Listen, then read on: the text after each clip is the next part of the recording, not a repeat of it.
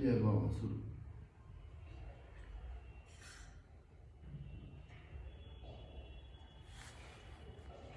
श्री विष्णुपुर। ओम लक्ष्मी नारायण।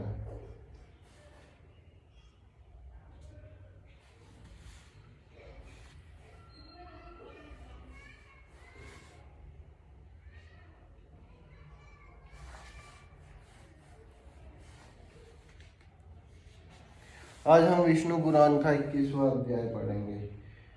श्री विष्णु पुराण 21वां अध्याय। ये हमारे प्रथम स्कंद का 21वां अध्याय है। कश्यप जी की अन्य स्त्रियों के वंश एवं मरुदगण की उत्पत्ति का वर्णन। श्री पराशर जी बोले, सहलाद के पुत्र आयुष्मान, शिवी और वाष्कल थे तथा प्रहलाद के पुत्र विरोचन थे और विरोचन से बलि का जन्म हुआ। हे महामुने, बलि के 100 पुत्र थे जिनमें बानासुर सबसे बड़ा था। हिरण्याक्ष के पुत्र उत्कुर, शुकुनी, बुध संतापन, महानाभ, महाबाहु तथा कालनाभ आदि सभी महाबलवान थे। कश्यप जी की एक दूसरी स्त्री धनु के पुत्र द्विमूर्धवा, शंबर, अयोमुख, शकुशिरा, कपिल, शक्र, एक चक्र, महाबाहु, तारक, महाबल, सर्वबानु, वृषभपर्वाह, महाबली, पुलोम और परम पराक्रमी विप्रचिति थे। ये सब धनु के पुत्र विख्यात हैं। सर्वबानु की कन्या प्रभा थी तथा शर्मिष्ठा, उपदानी और हैशिरा ये वृषभपर्वा की परम सुंदरी कन्याएं विख्यात हैं।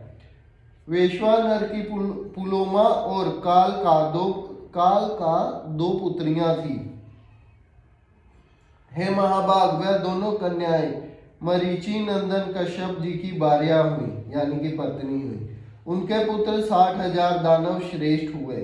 मरीचि नंदन कश्यप जी के वे सभी पुत्र पोलोम और काल के कहलाए। इनके सिवा विप्रचिति के सिंगिका के गर्भ से और भी बहुत से महाबलवान, भयंकर और अति क्रूर पुत्र उत्पन्न हुए। वे व्यंश, शलय, बलवान, नव, महाबली, वातापी, नमूची, इलबल, खसरिम, अंधक, नरक, कालनाभ, महावीर, सर्वबानु और महादैत्य वक्त्रयोधी थे। ये सब दानव श्रेष्ठ धनु के वंश को बढ़ाने वाले थे। इनके और भी सैकड़ों हजारों पुत्र पौत्रादि हुए।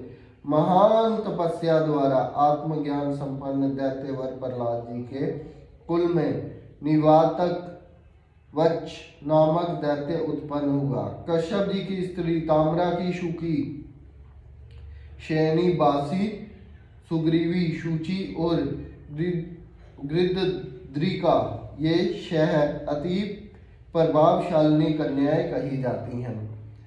शुकी से शुक, अलूक एवं अलूकू के प्रतिपक्षी ही काक आदि उत्पन्न हुए तथा शयनी से शयन, बाज, वासी से बास और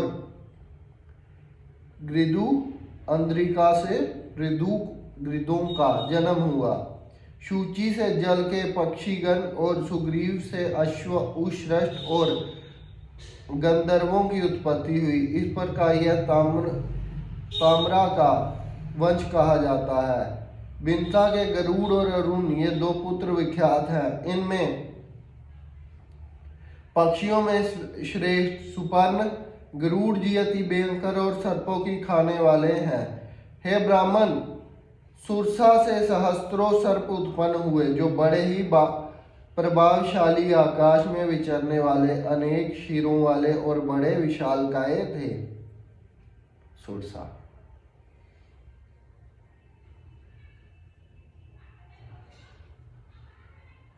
और कद्रु के पुत्र भी महाबली और अमित तेजस्वी, अनेक सिर वाले सहस्त्रों सर्प ही हुए जो गरुड़ जी के वशवर्ता थे। उनमें से शेष, वासुकी, तक्षक, शंखश्वेत, महापद्म, कंबल, अश्वतर, एलापुत्र, नाग, करकोटक, धनंजय तथा और भी अनेक उग्र विषधर एवं काटने वाले सर्प प्रधान हैं। क्रोधवंशा के पुत्र क्रोधवंश गण है।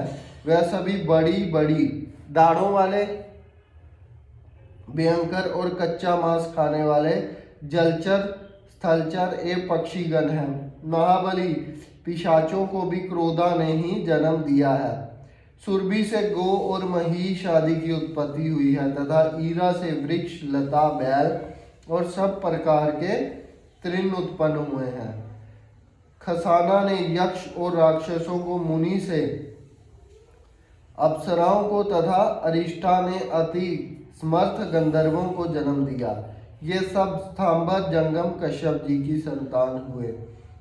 इनके और भी सैकड़ों हजारों पुत्र पुत्र आदि हुए हैं। हे ब्राह्मण, यह स्वारोचिष मनवंतर की सृष्टि का वर्ण कहा जाता है। वेवस्वत मनवंतर के आरंभ में महान वारुण यज्ञ हुआ, उसमें ब्रह्मा जी होता थे।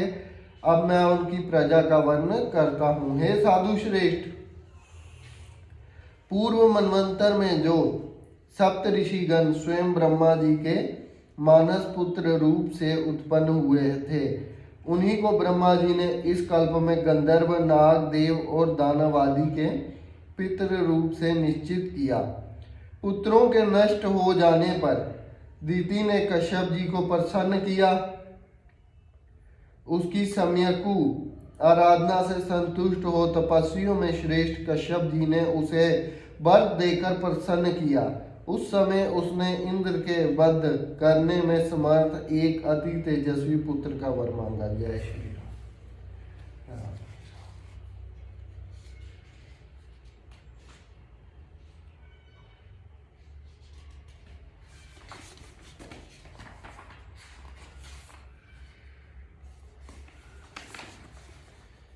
मुनि श्रेष्ठ कश्यप जी ने अपनी भार्या दीति को वह वर दिया और उस अति उग्र वर को देते हुए वह उससे बोले, यदि तुम भगवान के ध्यान में तत्पर रहकर अपना गर्व, शौच आदि नियम मत्स्य पुराण में इस प्रकार बतलाए गए हैं। हे सुंदरी, गर्भिणी स्त्री को चाहिए कि सायंकाल में भोजन ना करे, वृक्षों के नीचे ना जाए और ना वहां ठहरे ही, तथा लोगों के साथ कलह और अंगड़ाई लेना छोड़ दे। कभी केश खुला ना रखे और ना पवित्र ही रहे। तथा भगवत में भी कहा है, न हिस्यान सर्वभूतानि न शेपना नृत्य वदेतु इत्यादि। अर्थात प्राणियों की हिंसा ना करे, किसी को बुरा भला ना कहे और कभी झूठ ना बोले, और संयम पूर्वक 100 वर्ष तक धारण कर सकोगी तो तुम्हारा पुत्र इंद्र को मारने वाला होगा। ऐसा कहकर मुनि कश्यप जी ने उस देवी से संगमन किया और उसने बड़े शोच पूर्वक रहते हुए वह गर्भ धारण किया। उस गर्भ को अपने वध का कारण जान देवराज इंद्र भी विनय पूर्वक उसकी सेवा करने के लिए आ गए। उसके शौच आदि में कभी कोई अंतर पड़े, यही देखने की इच्छा से इंद्र वहां पर समय उपस्थित रहते थे। अंत में 100 वर्ष में कुछ ही कमी रहने पर उन्होंने एक अंतर देख ही लिया। एक दिन दीति बिना चरण शुद्धि किए ही अपनी शैया पर लेट गई। उस समय निद्रा ने उसे घेर लिया। तब इंद्र हाथ में वज्र लेकर उसकी कुशी में घुस गए, यानी कि पेट में घुस गए, जहां पर बच्चा पैदा हो रहा था, और उस महागर्भ के 7 टुकड़े कर डाले।